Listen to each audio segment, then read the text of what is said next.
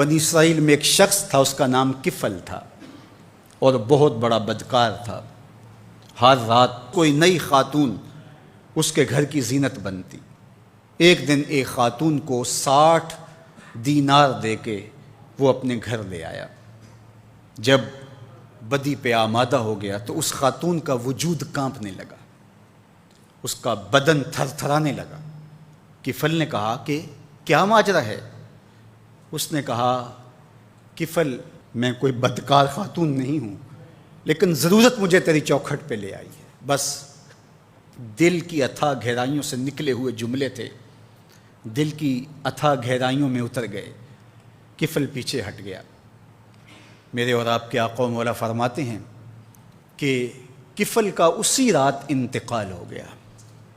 لوگ جب صبح گئے تو کفل کے دروازے پہ لکھا ہوا تھا ان اللہ قد غفر لکفل، اللہ نے کفل کو معاف کر دیا، اللہ نے اس کی بخشش اور مغفرت فرما دی۔ گناہ کو ترک کرنے والا، ارادے سے باز آ جانے والا اللہ کو کتنا محبوب ہوتا ہے۔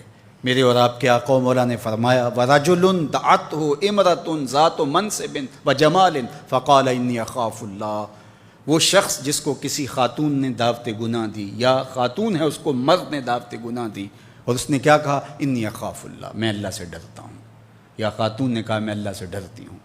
تو میرے اور آپ کے آقا و مولا فرماتے ہیں قیامت کے دن جب کوئی سایہ نہیں ہوگا، اللہ اس کو اپنے عرش کا ٹھنڈا سایہ عطا فرمائے گا۔ کتنی بڑی بات ہے، حشر کے دن اللہ کی رحمتوں کے سائبان تلے ہوگا۔ یا ایھا الذین آمنوا اتقوا اللہ، اے ایمان والو اللہ سے ڈر جاؤ۔ وَلْتَنْظُرْ نَفْسٌ مَّا قَدَّمَتْ لِغَدٍ، اور ہر جان یہ دیکھے اس نے آنے والے کل کے لیے آگے کیا بھیجا ہے۔ حضور علیہ السلام نے ارشاد فرمایا، حضرت ابو ہریرہ رضی اللہ تعالیٰ عنہ سے مروی ہے کہ جب کوئی شخص فوت ہوتا ہے تو لوگ کہتے ہیں اس نے پیچھے کیا چھوڑا، فرشتے کہتے ہیں اس نے آگے کیا بھیجا۔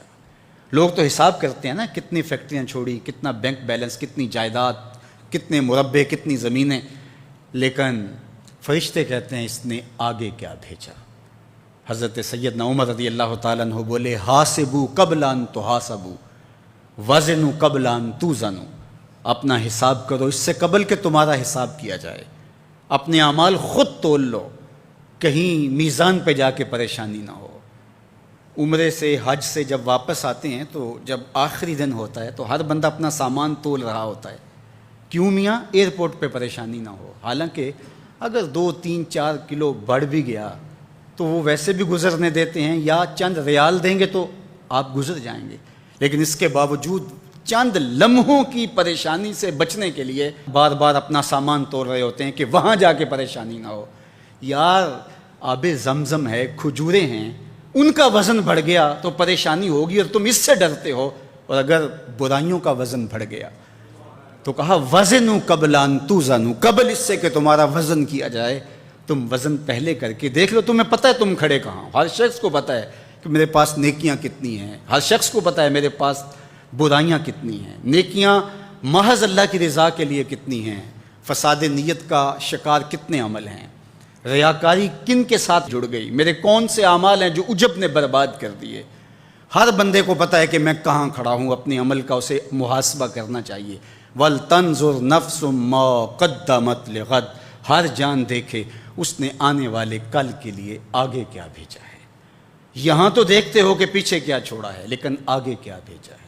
آج اگر تم نہیں سوچو گے تو ایک دن آئے گا عَلِمَتْ نَفْسٌ مَّا قَدَّمَتْ وَأَخَّرَتْ، اللہ تعالیٰ ارشاد فرماتا ہے کہ ایک وقت آئے گا کہ ہر جان دیکھ لے گی کہ اس نے آگے کیا بھیجا اور اس نے پیچھے کیا چھوڑا۔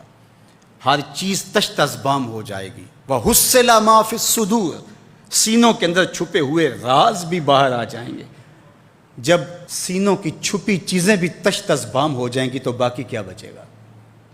تو کتنا سخت دن ہوگا۔ تو اس دن کی آج تیاری کرنا ہوگی۔ ہمیں بتایا گیا ہے دنیا دارالعمل ہے، جہاں جو کرو گے کل قیامت کے دن اس کی جزا یا اس کی سزا تمہیں دیکھنا ہوگی۔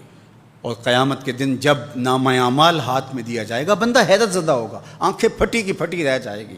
ما لہذا الکتاب لا یغادر صغیرۃ ولا کبیرۃ الا احصاها، ہائے اس کتاب کو کیا ہو گیا، اس نے چھوٹی بڑی کوئی بات نہیں چھوڑی، سب کچھ لکھ دیا۔ لیکن پھر پچھتاوے کا کیا فائدہ؟ آج کا پچھتاوا کل کی بہتری کا ضامن بن جاتا ہے، لیکن کل کا پچھتاوا سوائے حسرت بڑھانے کے، دکھ اور اذیت بڑھانے کے اور کچھ نہیں ہوگا۔ اس لیے آج میں اور آپ دیکھیں کہ ہم کھڑے کہاں ہیں۔